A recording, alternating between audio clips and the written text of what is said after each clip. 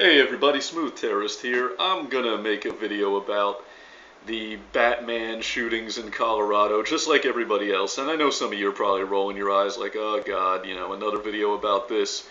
But look, if I'm not gonna generate attention and subscriptions by using drama, which I really don't want to do anymore, then I've got to talk about the headlines like everybody else, because that's the only way to stay relevant.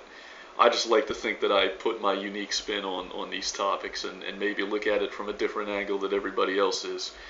That's the best I can do. Anyway, it hasn't been long since these shootings occurred. I don't even think the shooter has had time to give an interview or tell us anything about his motivations, but already the predictable explanations for this that always get bandied about every time something like this happens are starting to come out of the woodwork. In other words, all the little tipper gores are wringing their hands and bemoaning violence in the media. And it's the Batman movie itself that's responsible for this happening. It happened during one of the shootout scenes in the movie, and the guy was dressed in body armor, so he kind of looked like Bane or whatever the hell. And then you got the people saying that, this is gun violence, and this guy must have been a member of the Tea Party. He's one of those right-wing militiamen nut jobs. Every time somebody shoots anybody lately, it's got to be the right-wing militia, right? Like they did with Jared Lee Loughner, saying he was a member of the Tea Party despite the fact that the guy was like a Marxist or something. It's just predictable bullshit. People need to grasp at straws to try to justify stuff like this. Unless it comes out that this guy had some kind of political motivation, which is possible, or that it was like he was a Muslim or something like that, which I find unlikely. I think this was just unpredictable and random, and B, I don't really give a fuck who this guy is. I've heard his name 3 times already, and my mind refuses to latch on to it and remember this guy's name. Because haven't we seen this so many times, it's just not impressive anymore? I mean, he lobbed smoke bombs into a crowded theater, and he had a gas mask, and he could only take out 12 people. Like, anybody could have gotten that score. This guy isn't exactly the Tiger Woods of mass murderers. It's pretty mediocre mass murder if you ask me. I found Cho Seung-hui much more amusing. I'm not saying I admired Cho Seung-hui or I support him or anything like that, but I just thought he was quirky and cute. He was like obsessed with Catholic priest molestation jokes and talking about how Americans were fat McDonald's eating slobs. He just cracked me up. And would I have thought that he was as cute and funny if he had killed somebody that I knew? Probably not. I probably wouldn't. But he didn't kill anybody that I know, so I do think that he's cute and funny. There you have it. But getting back to the Batman thing, anybody who's really a student of history has to accept that things like this aren't really new. There seems to be this attitude in the media that mass killings of this nature are something that we've just never seen before, and it's like this new epidemic, and it's not. This is the nature of violence. It's random, it's unpredictable. You never know when it's going to happen, where it's going to happen, for what reasons it's going to happen. And I actually, the most wisdom that I've heard on this topic so far has come from a surprising source, but I'll get to that in a minute. Before I do, first I want to read a little excerpt from the comments section of a video of mine that's 6 months old, titled "The Most Fascist." This is from 6 months back. And somebody in the comments section named Don Quixotek says, "Wow, you're back again? Hard case, I can't really decide whether you're awesome or a douchebag. You have a lot of great points, and sometimes you are rational and have own idiots. But then you have these moments like pointing a gun at people and doing stupid shit like that. what do you have to say about this? And this was my response to him 6 months ago. I said, what do I say to the accusation that I am rational most of the time, but irrational and even violent some of the time? I say that I'm no different from any other human being. Which I guess my audience thought was a good answer, because I got 8 little approvals on, and I hate that comment approval shit. You know, the original comment I was responding to got like hidden because too many people voted it down, and now you have to click a little thing in order to read it, and I fucking hate that shit. I hate how we can like democratically censor comments, and if enough people thought what you said wasn't good, then we just don't get to read it. It gets hidden. It gets hidden so people don't have to see the bad, scary comment anymore. Fuck you with this shit. Fuck you, Google. Stop changing the layout every 5 minutes, too. That shit's annoying. But the point that I was making when I responded to that comment, I think is a valid one, and I've heard it put into words many different ways by many different people. My late grandfather, who was a very staunch religious guy, used to say that we each have it within us to be angels or devils. Noam Chomsky famously said that everyone has the potential to be either a gas chamber attendant or a saint.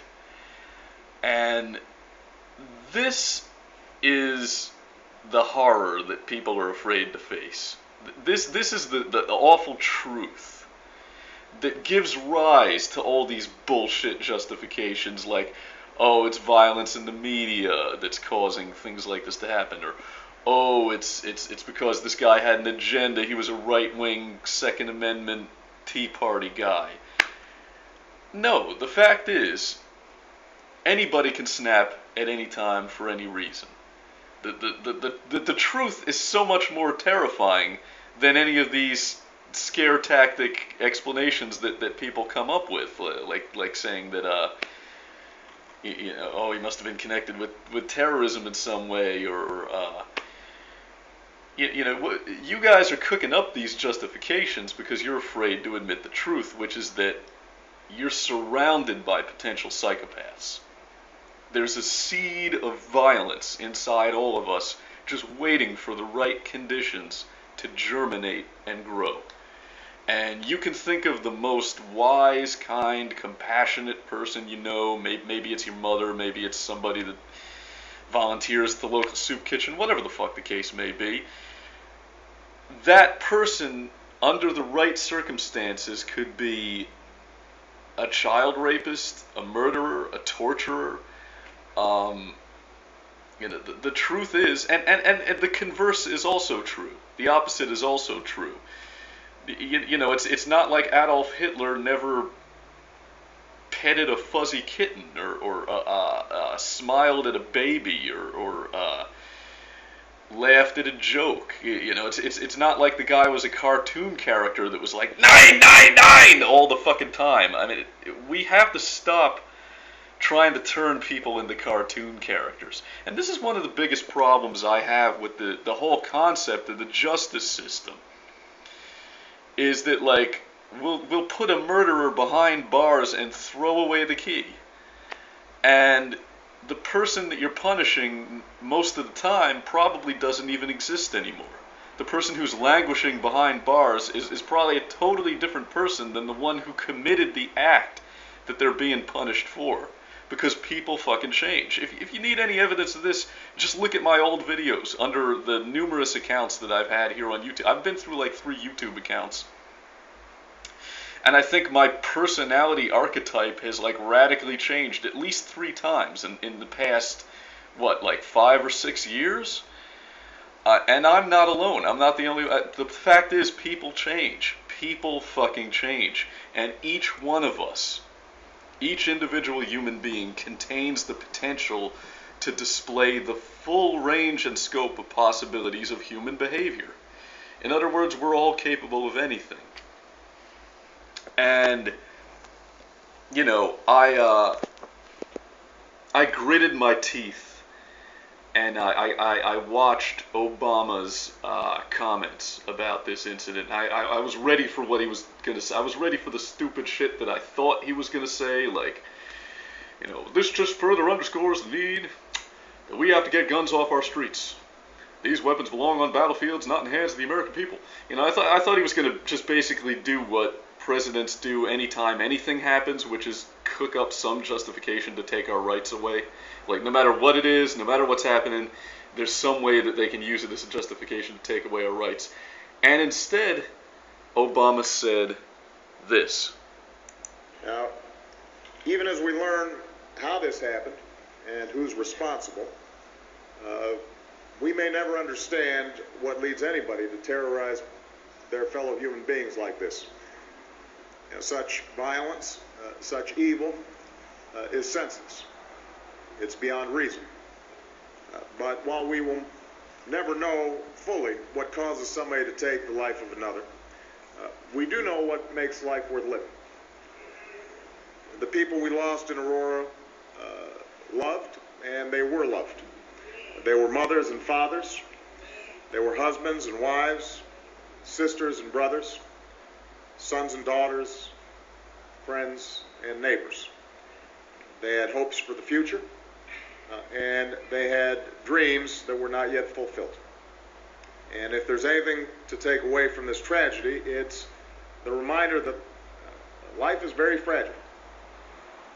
Our time here is limited, and it is precious. And what matters at the end of the day is not the small things.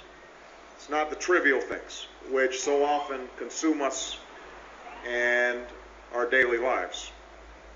Ultimately, it's how we choose to treat one another and how we love one another. It's... Holy shit! Wise words. I mean, can you deny it? You know, I'll give the devil his due. I mean, you know, I still think Obama is just a sleazy mouthpiece for Wall Street. He's just a pitch man, basically. But you know, I got to admit, that was so much more wise and insightful than what I expected him to say. And you know, the truth is, violence can erupt anywhere at any time for any reason, and it's impossible to talk about something like this. And by the way, before I move on, let me just get one little tangent in here real quick. I also read that some atheist group, I think it's like the Center for Secular Humanism or something like that, is upset because Obama asked the American people to pray for the family members of the victims of this shooting, and it was such a step over the line for him to ask for prayer for the family members of the victims. And I don't even think he was specific about what God you have to pray to. He just called for prayer, and that was oh, it's church and state. You know, let me reiterate at this point, I'm still an atheist. I haven't found faith or anything like that. But you guys fucking disgust me. Talk about... I mean, this is like capitalized. This is using a tragedy for political capital in a way every bit as cynical as right-wing fundamentalist preachers do. And it kills me that humanists don't realize how fucking scummy they look when they say shit like this. People just lost family members, and you're upset because the president dares to say some shit about prayer. Like, go fuck yourself, seriously. But anyway, moving right along. You know, maybe Obama hasn't said anything about gun control yet, but he will. You know, I can read between the lines, like he said, we're going to keep the American people safe, and we're going to address, you know, we're going to get to the people responsible, and we're going to make sure the American people are safe. That's kind of code for, you know, we're going to start looking into some more anti-gun legislation. And you can't talk about something like this without talking about the elephant in the room, which is gun control. Look, here's the deal. I'm not going to make the tired old point that gun control advocates, excuse me, that gun rights advocates always do, which is that, you know, the guy could have used anything. He could have lobbed Molotov cocktails into the theater. He could have charged in brandishing a chainsaw. He could have had a crossbow. Or, I mean, you know, we all kind of understand that people who want to kill and are going to do it one way or the other. But I think that the random, unpredictable nature of violence is precisely the reason why we have to get citizens armed. Everybody, I really want, you know, it's considered an extremist viewpoint by a lot of people, and they look at me like I'm crazy when I say it, but I want every man, woman, and some children, you know, to a point, not like 5-year-olds, to be armed. I want everybody to be fucking armed. I think an armed society is a polite society. If there had been one fucking person in that theater who had a gun, besides the psychopath, then would he have taken out 12 people without somebody standing up and retaliating? I don't think so.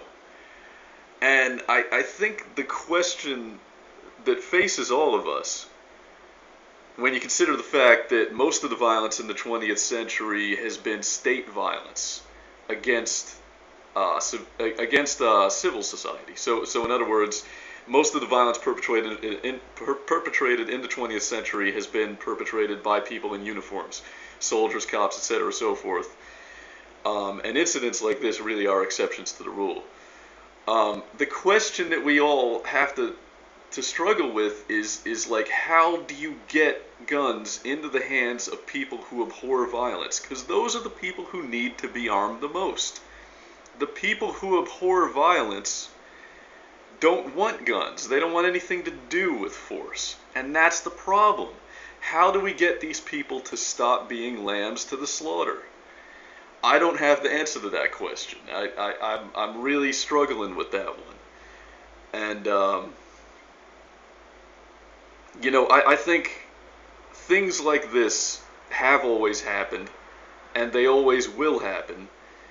And not that it's even really a solution, because there is no solution. We're never going to be safe. But the only way to even mitigate that danger a little bit is for everybody to be armed, and for everybody to take responsibility upon themselves for their own protection, rather than externalizing that responsibility onto somebody else. Oh, that's the cop's job. Oh, that's the military's job. You know, as those of us in the Second Amendment crowd always say, when seconds count, the cops are only minutes away. So, you guys, let me know what you think in the comments below. This has been The Smooth Terrorist, and if you enjoyed this video, then download it, re-upload it, mirror it, parody it, make it your own, because the folks at Google can't censor me unless you let them. Keep it smooth.